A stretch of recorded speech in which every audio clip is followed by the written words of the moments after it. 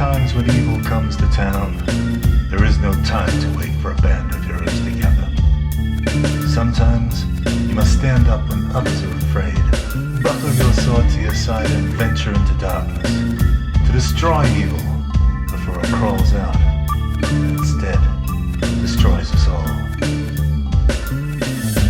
Welcome to the Nethering, where heroes descend into the dark and dangerous realms beneath the ground, the netherworld, to vanquish evildoers. The Nethering lets you have adventures using the Dungeons & Dragons rules by yourself or with a friend, without a dungeon master. Your adventurers will embark into a fantastic world of monsters and magic, infiltrating enemy strongholds to defeat mighty villains. Through dice and look-up tables, the Nethering will be your dungeon master, which, together with your imagination, will create a new adventure every time you play, as you play, on the fly. It is designed for adventurers from 1st to 4th level.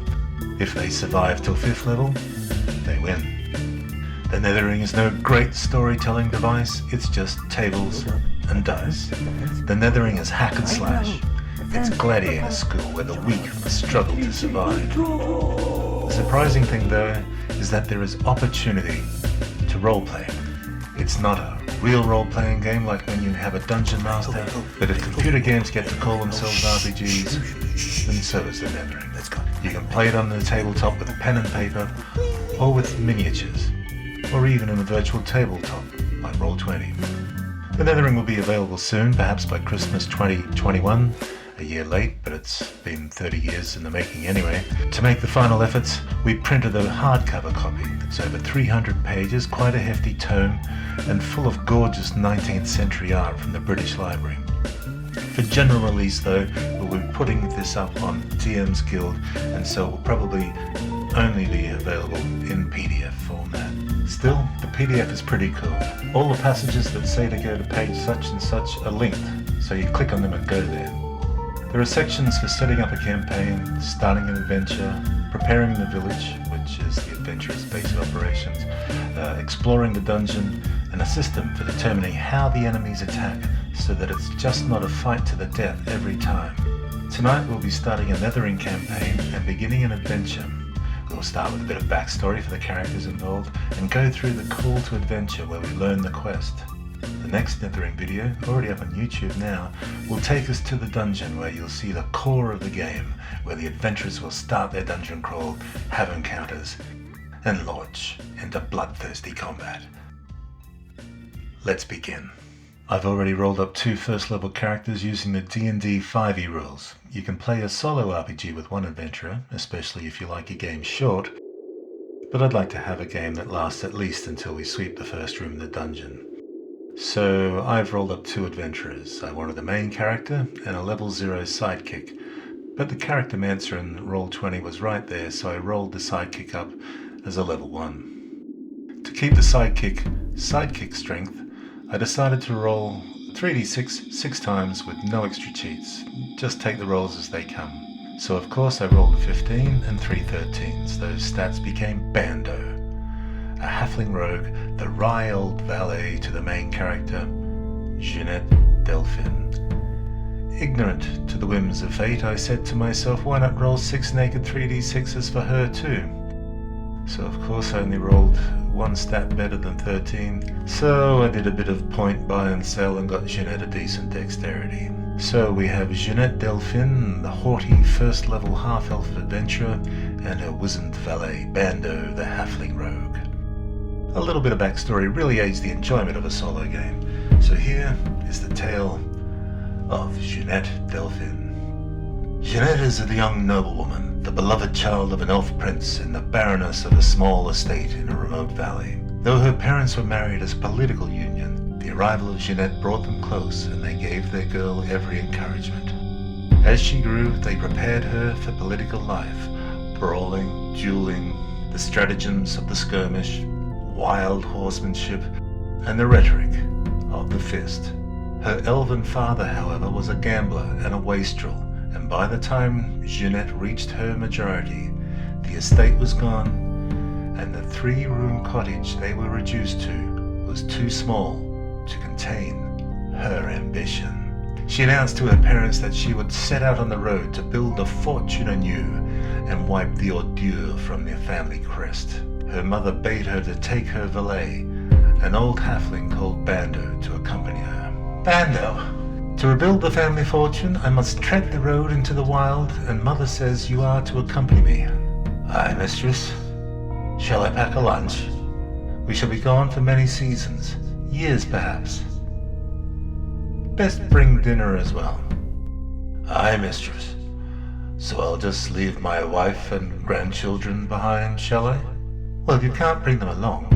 'Twas more thinking of me staying with them, but I see by your eyes, mistress, that my little joke has found no purchase, so I'll best be packing lunch and dinner. Sometimes I worry for you, Bando.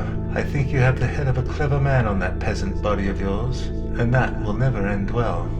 Aye, your ladyship, then the end will mirror the start. Now, one of the conceits of the Nethering is that these low-level adventurers are living in a village. It might be their home village or a place where they reside until the glory of 5th level takes them elsewhere. So we might say that Jeanette decided to pause her quest for fortune for the winter in this village until the road opens to the promising lands in spring. To start the adventure, we head to page 32 and roll the quest type. That's a 5, so it's a type of quest where we have to restore an artifact. So let's find out which particular quest it is on page 34. Roll the dice.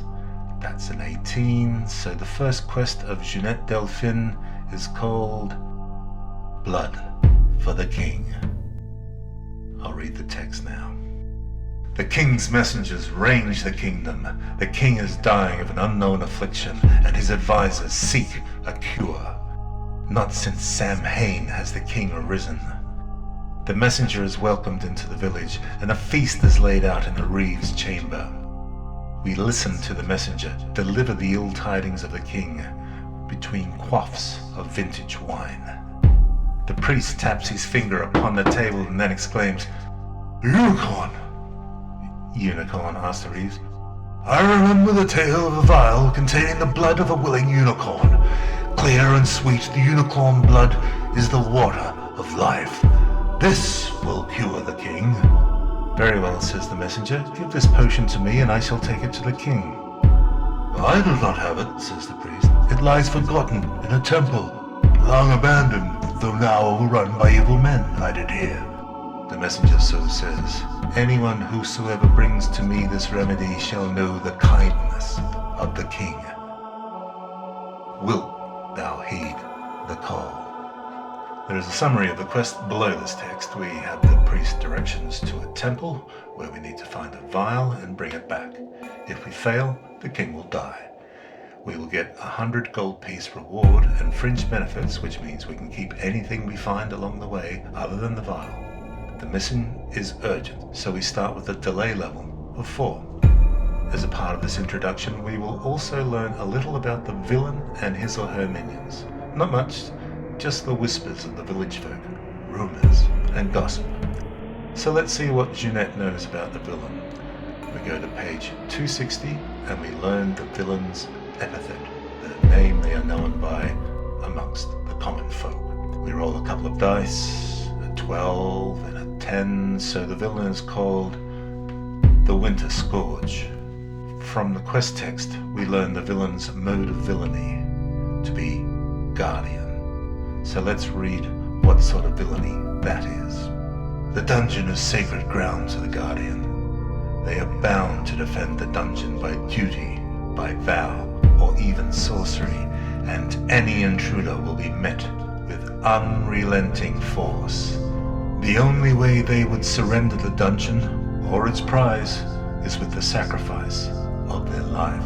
An undying warrior or a defender of the faith, the guardian is not tempted by gold, power, nor other distractions. They will be decked in fine armor with little attention to frippery, armed with weaponry honed to fulfill their vow.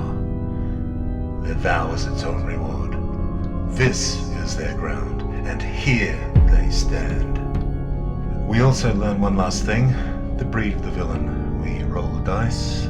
That's a 6, so it's a skeletal undead. And that's pretty cool because undead villains in the Nethering are unique to every game. You never know their powers even if you have memorized the monster manual. We also get to find out the denizens of the dungeon, the minions of the villain. We head to page 225 and roll on the denizen table for first level adventurers. We roll a 7, so the denizens are goblin squires. What's a goblin squire? Well, I'm glad you asked. We found if we used the usual suspects for first level dungeons like goblins and kobolds, they're a bit tough for solo players of 1 or 2 adventurers. We do like goblins and kobolds though, so we created new versions of these creatures which are not fully trained yet, without the best armor and weapons, but still quite vicious.